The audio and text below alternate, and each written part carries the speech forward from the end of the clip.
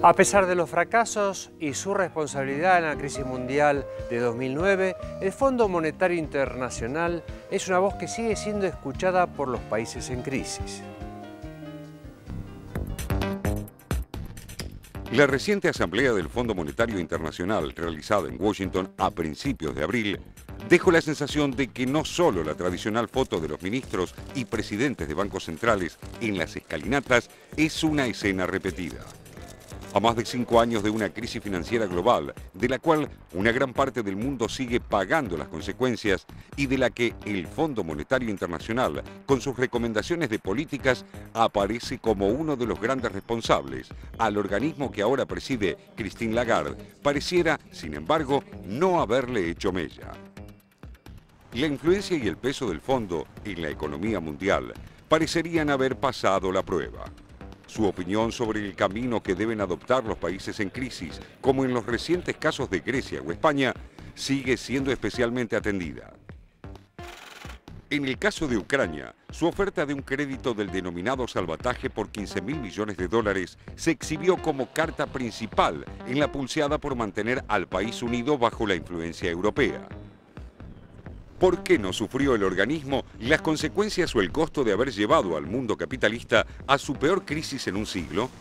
¿Cómo hizo para dejar atrás el desprestigio derivado de que países que siguieron sus consejos se hundieron económicamente, mientras que otros que los rechazaron tuvieron una rápida recuperación?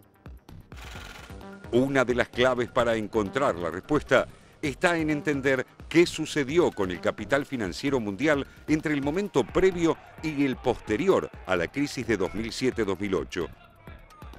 A partir de las series estadísticas que elabora el propio Fondo Monetario Internacional, que recopila bajo la sigla CPIS, Sumario de Cartera de Inversiones Combinadas, por su sigla en inglés, queda de manifiesto que al iniciarse el siglo XXI, se registró un veloz crecimiento de los activos financieros internacionales, al mismo tiempo que una acelerada concentración de los mismos.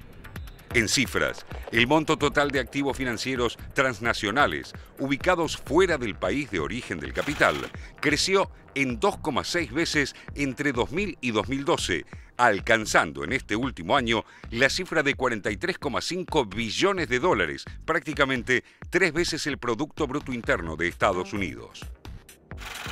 Este proceso se había iniciado en los 70, con las políticas de desregulación del movimiento de capitales alentadas por el Fondo Monetario Internacional, pero tuvo una fuerte aceleración en las últimas décadas.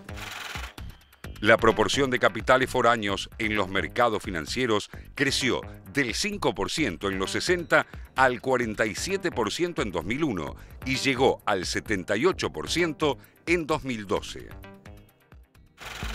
Esta preeminencia les otorgó a los capitales financieros concentrados una centralidad en las políticas económicas en toda esta etapa de la mano de las políticas neoliberales y con el respaldo de la acción del propio Fondo Monetario Internacional. Convertido en un cruzado del avance de estos capitales, el fondo promovió los tratados de inversión para dar cobertura legal a los capitales financieros por encima del poder de control de los estados, y condicionó las políticas de apoyo a países en crisis a la eliminación de toda cláusula que impusiera controles internos a los mismos, incluso en casos de privatizaciones de activos y servicios públicos. Pero estas enormes facilidades de entrada y de salida de los capitales promovieron las inversiones financieras con intención de obtener utilidades de corto plazo por encima de las inversiones en activos productivos con ganancias de más larga maduración. La consecuencia fue una enorme volatilidad de los capitales, provocando subas y bajas sucesivas en las cotizaciones según el sentido de la oleada. Las burbujas financieras y la posterior explosión fueron la derivación lógica de tal proceso. Lo significativo es que la crisis financiera provocada por estos movimientos especulativos en 2007 en los mercados mundiales no tuvo como víctima a los capitalistas que tomaron decisiones imprudentes, sino a los países que cobijaron las maniobras y después se hicieron cargo desde el sector público de las consecuencias. Aquellos capitales compuestos por bancos, grandes empresas multinacionales y grandes fortunas que concentraron activos de otros en torno a los fondos de inversión que crearon, no salieron debilitados, sino fortalecidos de la mal denominada crisis terminal del neoliberalismo. Según estimaciones del propio FMI, en la Unión Europea, Estados Unidos y Canadá, se mueve entre el 75 y 80% de las inversiones financieras transnacionales. Por los países del Asia-Pacífico, incluido Medio Oriente y Oceanía, transitan entre 15 y 20% de este flujo.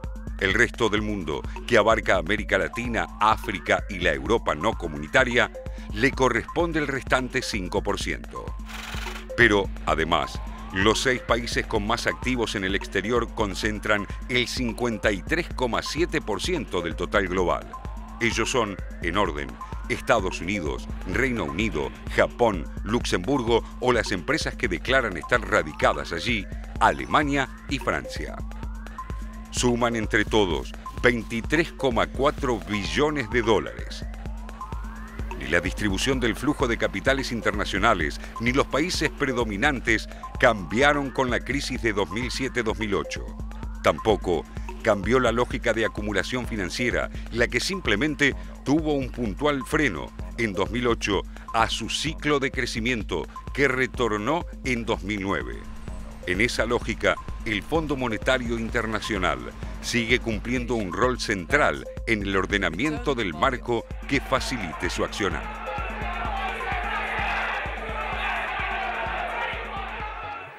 Ni los pronósticos ni las recetas del Fondo Monetario Internacional han mostrado ser muy acertadas ni en cuanto al diagnóstico ni en cuanto a los resultados. Ahora, el rol que cumple en la defensa de esta lógica de acumulación financiera del Fondo Monetario Internacional es impecable y sigue haciendo lo mismo, ¿no? Y creo que lo vamos a seguir viendo a lo largo de este complicado año 2015 que se nos viene.